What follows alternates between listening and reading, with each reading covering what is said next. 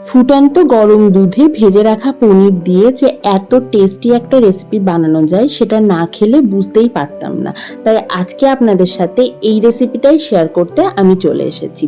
এই রেসিপিটার আরও একটা স্পেশালিটি হলো যে এই পুরো রেসিপিটা একটা মাত্র মশলা ব্যবহার করেই বানানো হয়, যেটা আপনারা এখন দেখছেন আমি মশলাটা থেতো করছি। সেটা সবকিছু বলবো পরে, তার আগে চলুন আগে পনিরগুলো ভেজে নিই। তার আগে একটা ছোট্ট অনুরোধ, রেসিপিটা ভালো লাগলে অবশ্যই লাইক শেয়ার করবেন, পাশে থাকবেন।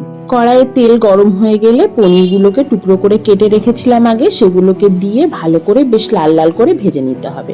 লাল লাল করে ভাজা হয়ে গেলে পনিরগুলোকে তুলে গরম দুধের মধ্যে দিয়ে দেব, আর তারপর এই বাটিটাকে আমি সরিয়ে রাখবো।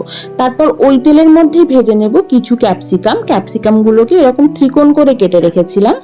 ক্যাপসিকামটা ভাজা হয়ে গেলে ওটাকেও সরিয়ে রাখবো অন্য একটা পাত্রে।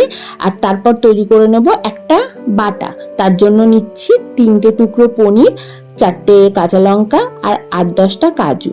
একটু জল দিয়ে একটা মসৃণ পেস্ট তৈরি করে রাখবো, এটা আমাদের পরে রান্নাতে কাজে লাগবে।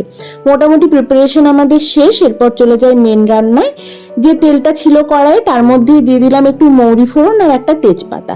একটু আদা ঘষেও দিয়েছিলাম, কিন্তু সেটার ভিডিওটা কোনো কারণে ওঠেনি, তাই সেটা আমি আপনাদের সাথে শেয়ার করতে পারলাম না।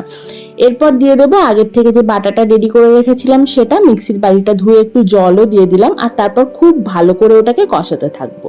তারপর দিয়ে দেবো স্বাদ মতো লবণ, আর দিয়ে দেবো আগে যে মশলাটা গুঁড়ো করে রেখেছিলাম সেটা।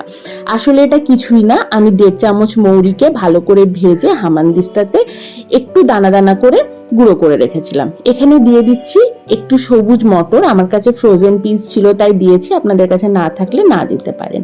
সবকিছু ভালো করে কষানো হয়ে গেলে তারপর পনিরের সাথে যে দুধটা ছিল সেই দুধটাই আমি এই মশলাটার মধ্যে ঢেলে দিলাম, আর খুব ভালো করে এটাকে কষাতে থাকবো।